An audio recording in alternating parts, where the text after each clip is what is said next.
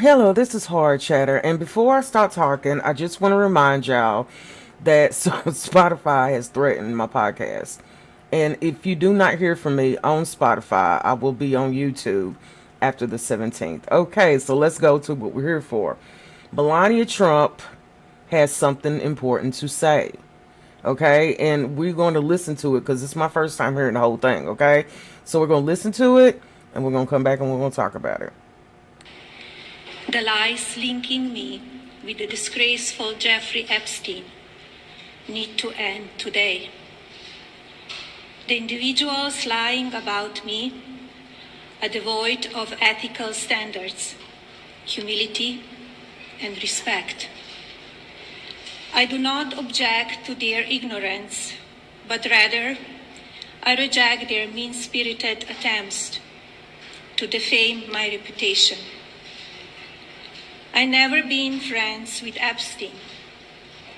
Donald and I were invited to the same parties as Epstein from time to time, since overlapping in social circles is common in New York City and Palm Beach.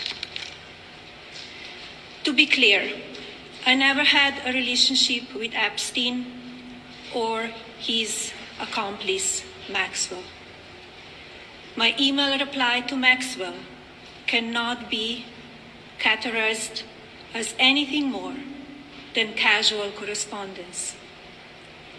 My polite reply to her email doesn't amount to anything more than a trivial note. I am not Epstein's victim. Epstein did not introduce me to Donald Trump. I met my husband by chance at a New York City party in 1998. This initial encounter with my husband is documented in detail in my book, Melania. The first time I crossed paths with Epstein was in the year 2000 at an event Donald and I attended together.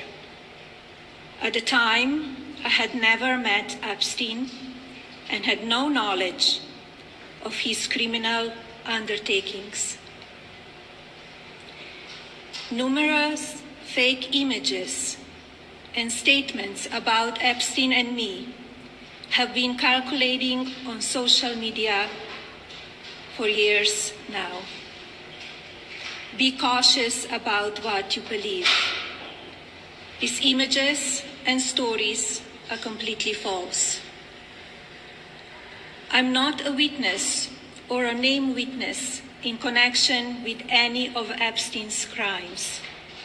My name has never appeared in court documents, depositions, victim statements, or FBI interviews surrounding the Epstein matter.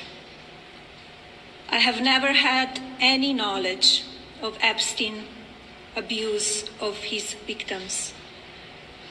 I was never involved in any capacity. I was not a participant, was never on Epstein's plane, and never visited his private island.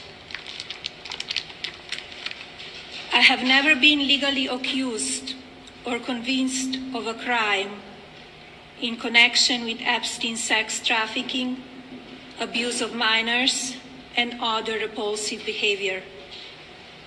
The false smears about me from mean-spirited and politically motivated individuals and entities looking to cause damage to my good name, to gain financially and climb politically, must stop. My attorneys and I have fought these unfounded and baseless lies with success and will continue to maintain my sound reputation without hesitation. To date, several individuals and companies have been legally obligated to publicly apologize and retract their lies about me, such as Daily Beast, James Carville, and HarperCollins, UK. Now is the time for Congress to act. Epstein was not alone. Several prominent male executives resigned from their powerful positions after this matter became widely politicized. Of course, this doesn't amount to guilt, but we still must work openly and transparently to uncover the truth. I call on Congress to provide the women who have been victimized by Epstein with a public hearing specifically centered around the survivors. Give these victims their opportunity to testify under oath in front of Congress with the power of sworn testimony. Each and every woman should have her day to tell her story in public if she wishes, and then her testimony should be permanently entered into the congressional record. Then, and only then, we will have the truth. Thank you. Now, what makes this even more interesting is Trump didn't know that it was going to happen. Evidently, Trump was doing something different. He was in a different area or whatever. They let him know, and Trump did not know that she was going to do this. So that's interesting. I think she's been reading a lot in the blogs of what people are saying.